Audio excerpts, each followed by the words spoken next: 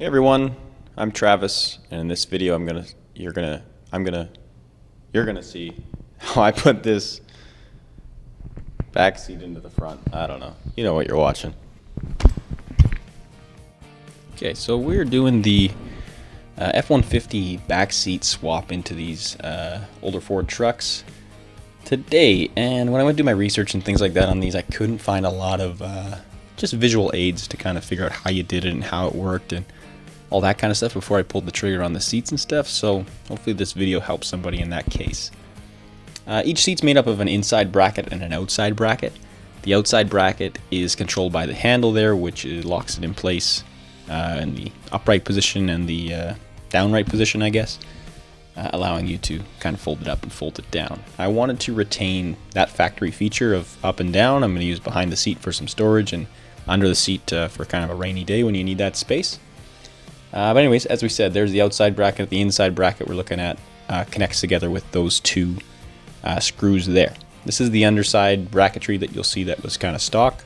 This is a 2009 to 2014 seat, so the brackets may vary throughout the years, but I'm sure the principle is probably the same no matter what year of seat you use.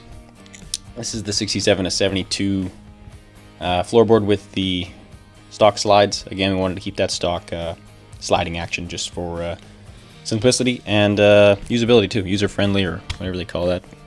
User-friendliness? I don't know, whatever that's called.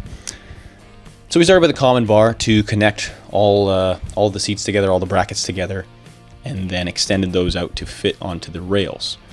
Those notches you see there are for the seating position, the angle of the actual bracket, because, I mean, we're making it comfortable here. It's kind of your responsibility to make it comfortable, make sure you're in the right spot, and make sure it all works. Did a lot of welding and tacking and things like that while it was bolted into the truck.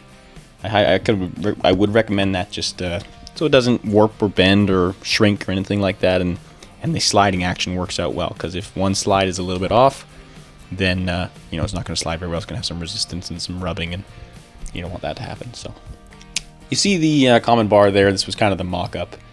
And at this time, I also got the physical position of the seat, because it's just a bit of a pet peeve of mine when you can kind of see the modern day seat through the back window. I just don't think it looks very good. So at this time, I kind of took took my time and made sure it was in the right spot physically, so that it visually looked good. Not only it was comfortable, but it visually looked good. So here you see kind of the caps on the end there, the tube caps, which also help with the bracketry. And then the gussets to the slides, which are good for the old weight distribution and the safety of it.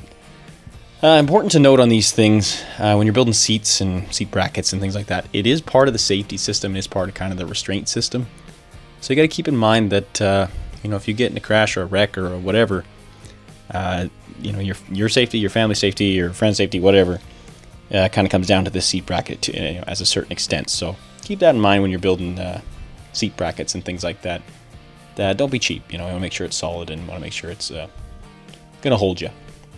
Once the seat was all built and welded in and all that, I just drilled some holes in the bottom of the frame, as they would be from the factory, of a sense of the seat is bolted to the frame and then the frame is bolted to the truck. So it's not only safe and secure, but it's also easy to pull in, pull out if you ever had to do whatever, paint it or service it, or I don't know, whatever you get up to. But once you're able to do that in kind of a simple frame, you get the advantages of this modern seat. So I used to drive around on the stock bench seat with these things, and as a young guy, my back kind of started to go on me, and it's like, well, what's the deal with that? You go, well, it's because you're sitting in like a diner booth, you know, for 5 years, so that's all good for the old spine, you know. But yeah, so if you can find these seats at a secondhand or a junkyard or something like that, you're able to get a, you know, more leg room, more headroom, comfier seat, in my opinion, with the bolstering and the leather and the suede or the center console, whatever you call it, whatever you're into, and you get some advantages like this. So the back of the seat there we'll use for storage and build a little shelf or something like that back there to put whatever you want back there. And then you also get headrests.